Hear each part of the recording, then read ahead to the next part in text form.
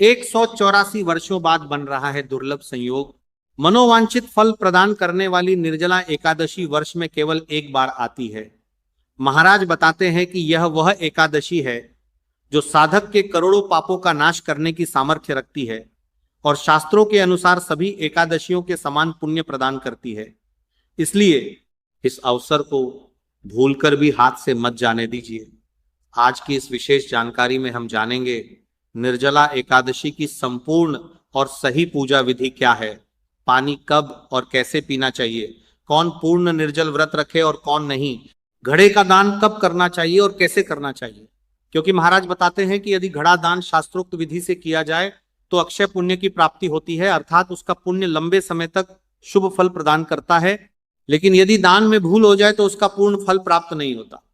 साथ ही जानेंगे व्रत के महत्वपूर्ण नियम क्या हैं, द्वादशी के दिन पारण कब और कैसे करना है तथा किन बातों का विशेष ध्यान रखना है। महाराज कहते हैं कि श्रद्धा, भक्ति और सही विधि से किया गया निर्जला एकादशी व्रत भगवान श्री हरि विष्णु की विशेष कृपा दिला सकता है, जीवन के अनेक कष्ट दूर कर सकता है और साधक को धर्म, पुण्य, सुख, समृद्धि तथा आध्यात्मिक उन्नति का आशीर्वाद प्रदान कर सकता है। इसलिए इस निर्जला एकादशी की संपूर्ण जानकारी अंत तक अवश्य जानिए। निर्जला एकादशी 2026 एक ऐसा व्रत जिसके पुण्य से वर्ष भर की सभी एकादशियों का फल प्राप्त होता है। महाराज बताते हैं कि जो भक्त श्रद्धा, नियम और भगवान श्री हरि विष्णु की भक्ति के साथ निर्जला एकादशी का व्रत करता है उसे सभी एकादशियों के समान पुण्य फल प्राप्त होता है। इस वर्ष निर्जला एकादशी 25 जून 2026 गुरुवार को उदया तिथि में मनाई जाएगी। एकादशी तिथि 24 जून सायं 6:12 बजे से प्रारंभ होकर 25 जून रात्रि 8-9 बजे तक रहेगी। व्रत का पारण 26 जून को प्रातः 5:25 बजे से 8:13 बजे तक किया जाएगा। अभिजीत मुहूर्त लगभग 11:57 बजे से 12:53 बजे तक रहेगा, जबकि सायंकाल दीपदान सूर्यास्त के समय करना अत्यंत शुभ माना गया है। आज की इस वीडियो में आप सभी निर्जला एकादशी की सबसे सरल, शास्त्रोक्त और संपूर्ण पूजा विधि जानेंगे। सबसे पहले प्रातःकाल स्नान आदि से निवृत्त होकर स्वच्छ वस्त्र धारण करें और पूजा स्थल पर एक चौकी स्थापित करें। चौकी पर पीले रंग का वस्त्र बिछाएं, क्योंकि पीला रंग भगवान श्री हरि विष्णु को अत्यंत प्रिय है। इसके बाद भगवान श्री हरि विष्णु, माता लक्ष्मी तथा भगवान गणेश जी को चौकी पर विराजमान करें। अब दान के लिए एक नया मिट्टी का घड़ा लें और उसे शुद्ध जल से कंठ तक भर दें। घड़े का तिलक करें, उसके कंठ पर मौली बांधें और उसके ऊपर चीनी, खरबूजा तथा हाथ का पंखा रखें। निर्जला एकादशी पर मीठे जल का दान विशेष पुण्यदायक माना गया है। अब भगवान गणेश जी को जल के छींटे देकर स्नान कराएं। मौली, रोली, चंदन, हल्दी और पुष्प अर्पित करें। इसके बाद भगवान श्री हरि विष्णु का पूजन करें। उन्हें मौली, जनेऊ, चंदन, रोली, हल्दी, पुष्प तथा तुलसी दल अर्पित करें। ध्यान रखें कि एकादशी के दिन तुलसी नहीं तोड़ी जाती, इसीलिए तुलसी एक दिन पहले ही तोड़कर रख लें। अब घड़े का पूजन करें, घड़े पर तिलक लगाएं, मौली बांधें और श्रद्धा पूर्वक उसे भगवान विष्णु के समक्ष स्थापित करें। भोग में फल, मिठाई तथा तुलसी युक्त प्रसाद भगवान विष्णु को अर्पित करें। इस दिन चावल का प्रयोग नहीं किया जाता और न ही चावल का भोग लगाया जाता है। तिल का विशेष महत्व होने के कारण तिलक के ऊपर सफेद या काले तिल अर्पित करें तथा दीपक में भी कुछ तिल अवश्य डालें। इसके बाद निर्जला एकादशी व्रत कथा सुने। कथा सुनते समय हाथ में जल, तिल और पुष्प रखें। कथा पूर्ण होने पर तिल और पुष्प भगवान श्री हरि विष्णु के चरणों में अर्पित कर दें। फिर भगवान गणेश जी और भगवान विष्णु की आरती करें तथा अपनी मनोकामना पूर्ति के लिए प्रार्थना करें। आरती के बाद पूजा में रही त्रुटियों के लिए क्षमा याचना करें और भगवान श्री हरि से सुख, समृद्धि तथा कल्याण की कामना करें।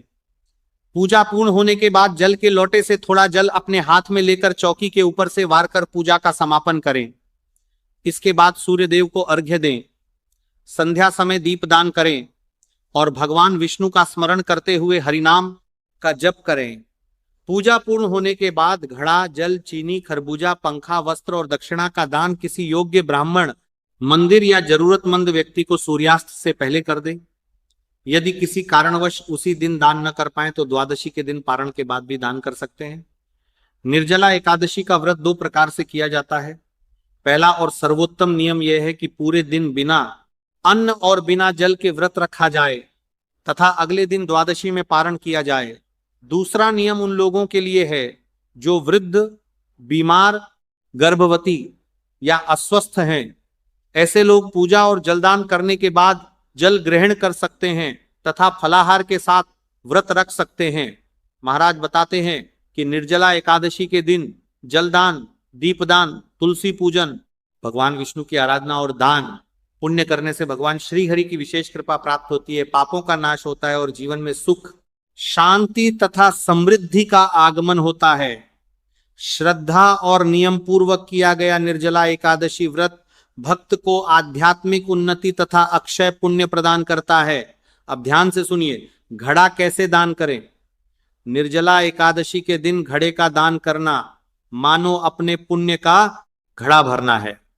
शास्त्रों में बताया गया है कि इस दिन किया गया जल से भरे घड़े का दान अक्षय पुण्य प्रदान करता है।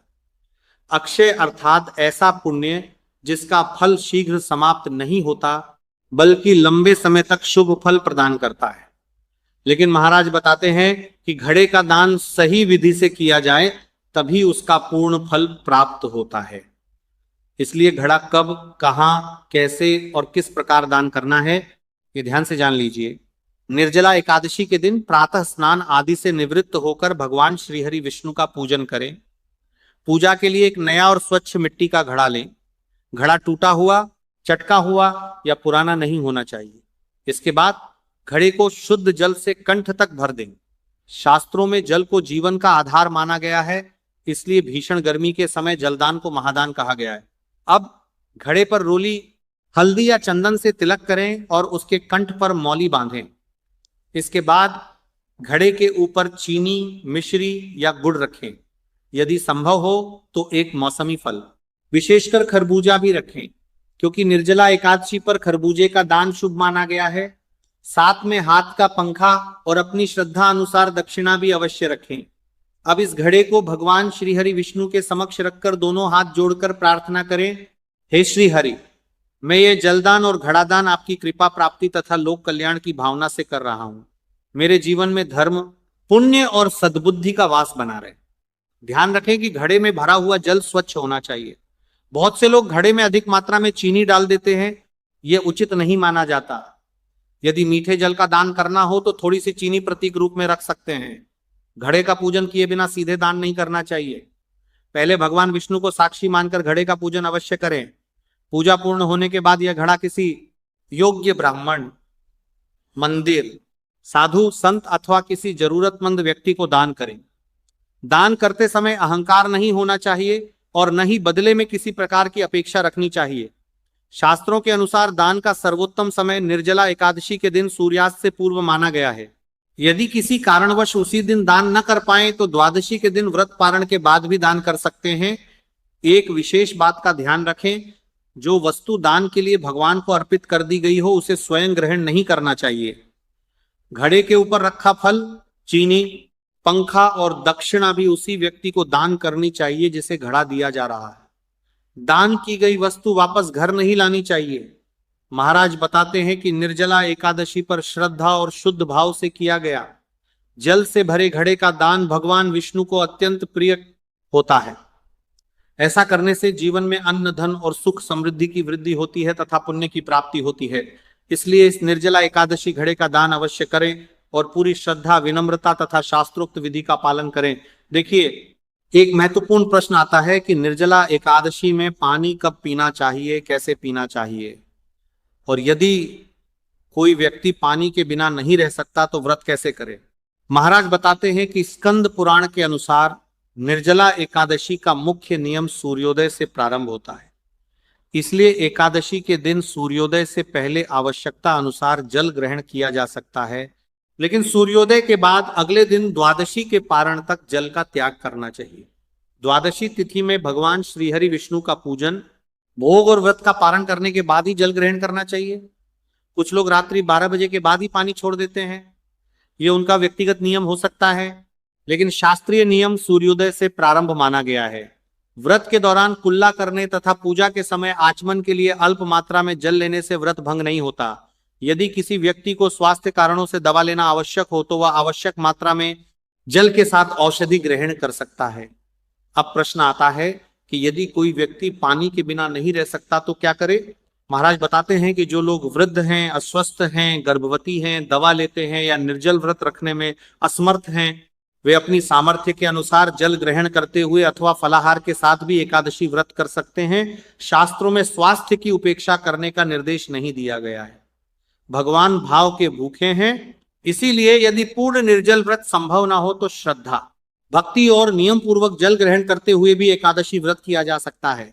महाराज बताते हैं कि अपनी क्षमता से अधिक कठिन नियम लेकर शरीर को कष्ट देने के बजाय श्रद्धा पूर्वक भगवान श्री हरि का स्मरण, पूजा, कथा श्रवण, नाम जप और दान पुण्य करना अधिक महत्वपूर्ण है।